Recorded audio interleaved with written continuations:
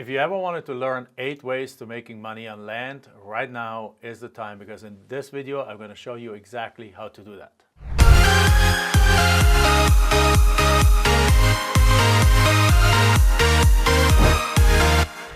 Land is one of the most versatile asset classes out there, even though most people don't think so because they just don't know. But right here in this video, if you watch to the very end, you'll be understanding and you'll know 8 different ways that you can make money with land today, and in many cases without even touching the land. All right, let's jump right into it. So the first way that I want to talk about is what I call land hacking. Now, land hacking basically is where you create, in essence, a paper subdivision for a piece of land that you don't own but just have under contract. So here's how it works. You go find an infill lot, let's say it's 5 acres, and in a nice location that supports townhomes that are worth, I don't know, $500,000. So then what you do is you go to the city and start negotiating with the city about eventually building 25 townhomes on that piece of land. So what you do is you submit drawings to the city and get the city's feedback on whether or not they would allow something like that. So often the city wants to see a little bit more higher density things, but they don't want to see high rises. So townhome sounds like a good thing. Also, cities sometimes want to see lower cost living, like lower income housing. So perhaps you can figure out something with them. You just go back and forth and figure out what's the best use of the property. And then you have a designer design pictures of how this could look like, design pictures of how the lot flow would go, how many lots you would subdivide it, and so on. And then you keep submitting that to the city until the city says, you know what, we love this. If you go down that path, we will most likely approve it. They send that to you in writing, basically said a letter of support that says, yes, this is what we want. At this point, you have not touched the land, you have not put a shovel into the land. As a matter of fact, you don't even own the land yet. You simply go and have it under contract with somebody that allows you to do that while you have it under contract, and even your contract is subject to getting that letter from the city. And once that is done, you now go put it on the market. And what you have just done, you have taken a lot, or actually most of the risk out of that transaction for the next buyer, who is the actual developer, who is going to entitle it, who's going to put to split it, and who's going to put all the underground utilities on there. So therefore, you have made it easier for that next person to take the jump and take the risk, because it's not always guaranteed that you get the city to actually approve you on those things. So by actually having that by having those approvals, or not approvals, but like those letters of intent, those letters of support from the city, and having an actual design that the city looked at and said, yeah, we like that, you now have added, in some cases, 3x or 5x the value to that property. So if you have that property under contract for, let's say, $250,000, you might be able to sell it for $750,000 to the next guy. And that's worth its weight in gold. The second one is by splitting off a piece of land. And that is actually where the intersection of houses and land comes in. Many, many times I've heard from my friends in the house flipping industry that have gotten a house, and that house came on a double lot. The house was over here and there was an extra lot. So many times they have flipped them, but sometimes they've gotten smart. And when they've gotten smart is what they've done, they split off that extra lot, sold that house for pretty much the same price, because the house itself is what the value is. It still has enough space for a backyard and a front yard. So they sold that house for the same value, but now they have an extra lot next door. And if they're experienced builder or experienced fix and flipper, they either built a house on there themselves and then kept that, or they simply sold that lot off for an extra $50,000 to $75,000 profit. So right there, if you're a house flipper, make sure you keep looking out for opportunities to where you can buy a house with extra land, split out of that land, and that land is extra profit. Third is buy a piece of land that actually has income potential. Like, for example, we bought a commercial piece of property for $90,000 that was worth $300,000. So first of all, we got a great deal using our strategy. If you're interested in that, make sure you follow me, and you'll have plenty of opportunity to learn about what we do here. But the most important thing is that in this case, we actually then found a construction company that is willing to pay us $2,000 a month to rent that piece of land from us. Now, why? Because their headquarters is across town, but right there close to that lot, they actually gotten a big project by the city of Phoenix and where we live. And they didn't want to bring their equipment back and forth every day. Instead, they rather paid $2,000 to store their equipment, their backhoes and their heavy equipment and some of the materials there. So they fenced the lot, put their stuff on there, worked on this on their city construction deal every day. At night, they put this stuff back in there, closed the fence, and they paid us $2,000 for it.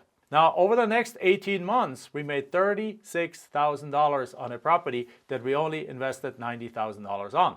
So we already gotten something like more than a third of our money back on that. And then we actually proceeded to sell the property because it needed the funds for something else, and we sold it for $200,000, making an extra $100,000 profit. So altogether, we made $137,000 on that deal. How cool is that? So just like that, you can also find properties that are being used as, I don't know, as nurseries, where people have buckets of trees on there, buckets of flowers, bucket of plants, and they water it down there. And in essence, when you do that, you're essentially buying a business that happens to operate on a piece of land. So you can actually have the business running, you can buy the land underneath the business, have them just pay you rent for the business, but there's many businesses that actually don't need structures.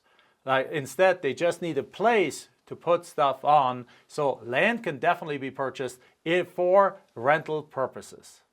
Number 4, you can obviously buy farmland and then lease it back to the farmer.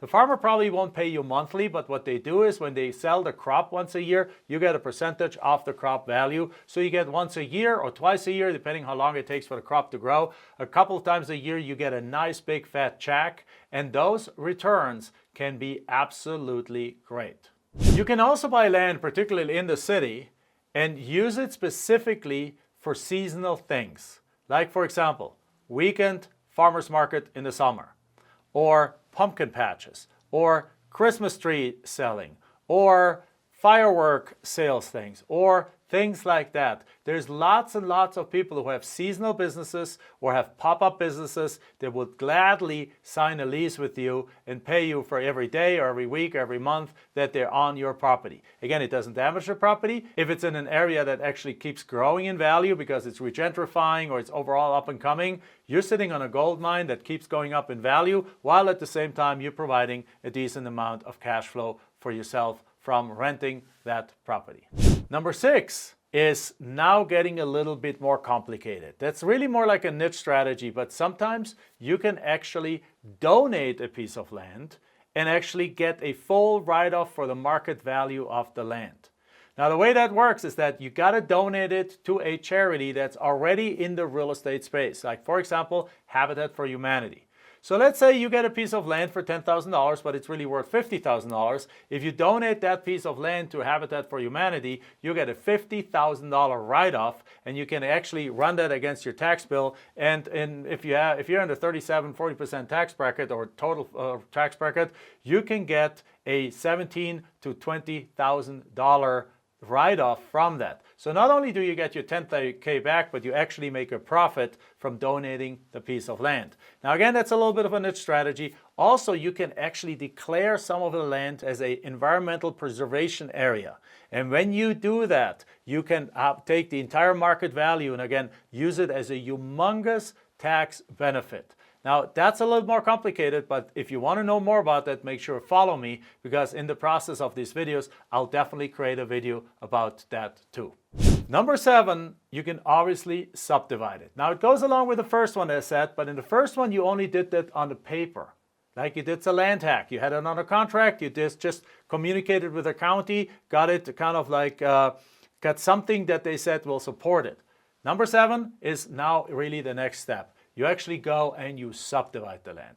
You take the piece of land and you split it into 10 lots, 20 lots, 50 lots, you create a subdivision, or you do it like some states allow that, into something that's a super simple, fast 6-week strategy without actually having to touch the land, without having to survey the land, which is sometimes called a 5-split. Like states like Arizona allow that in rural areas you can take a larger property and split it down into up to 5 different lots that now as smaller pieces are worth more than the large piece was as one piece. Like think about it from the way as if you sell a car to a junkyard for $1,000, but then they actually go take all the pieces apart and sell the individual parts for $10,000. It's exactly the similar kind of situation as that. In this case, the individual piece is worth more when all those individual pieces sold separately. They're worth more than if they would be one piece. And that's another great strategy to make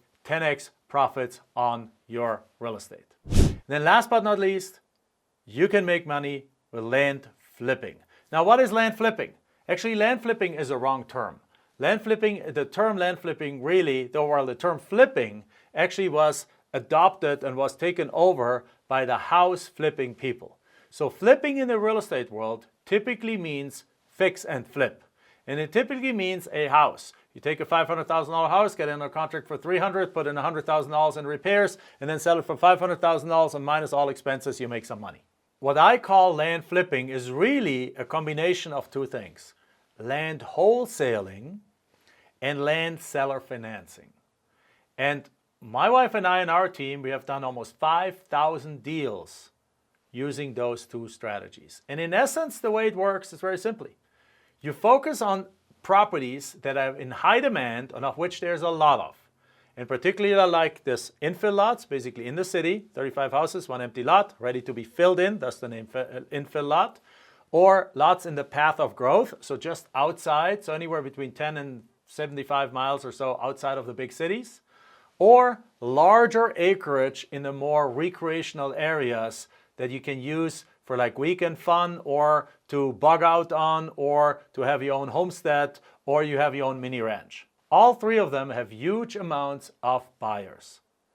In other videos, I already gone through that, so if you want to give me a follow and then search along through my other videos, I'm sure you find the video where I talk about that. As a matter of fact, I also have a 7-part land flipping series that is called 7 Days of Land Flipping, where I show you exactly how the principles of this land flipping strategy work. But in short, we have figured out how to find the owners who don't want these properties anymore. We have figured out how to get these properties under contract for anywhere between 10 and 45 cents on the dollar. And then we have figured out how to turn around and sell these properties very, very quickly at either a discounted wholesale price, but still substantially more than we have it under contract for, and make money in that process, the same or better money than the house wholesalers make, or sell it at a much higher price with seller financing and in a down payment. And if you do this the right way, if you do this the land profits way, then actually you can actually get as a down payment the same amount or more than what you actually owe the seller.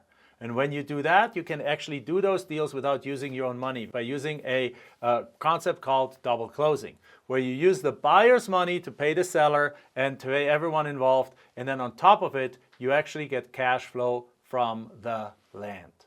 So that's a beautiful scenario. And these are the two different ways that we do land investing. So land flipping is really a combination of land wholesaling, land seller financing. And what land seller financing really means is that you buy a property, you sell a property, get all your money back, and now you get cash flow from land. And cash flow that is without tenants, toilets, and termites. Cash flow without any houses, without any foundation issues, without any plumbing issues. It's simply pure cash flow because you become the bank and they just pay you a monthly payment. All right, so if you like those, then what you want to do right now is you want to go over and number 1, watch the 7 days of land flipping. But number 2, what you also want to do, if you want to know how this works and want to have accompanying to the 7 days of land flipping an actual 30-day blueprint showing you exactly how you can make money with land, how you can get any kind of piece of land for 10 to 45 cents on the dollar, then simply go to landblueprint.com and download your blueprint right now. All right, see you in the next video.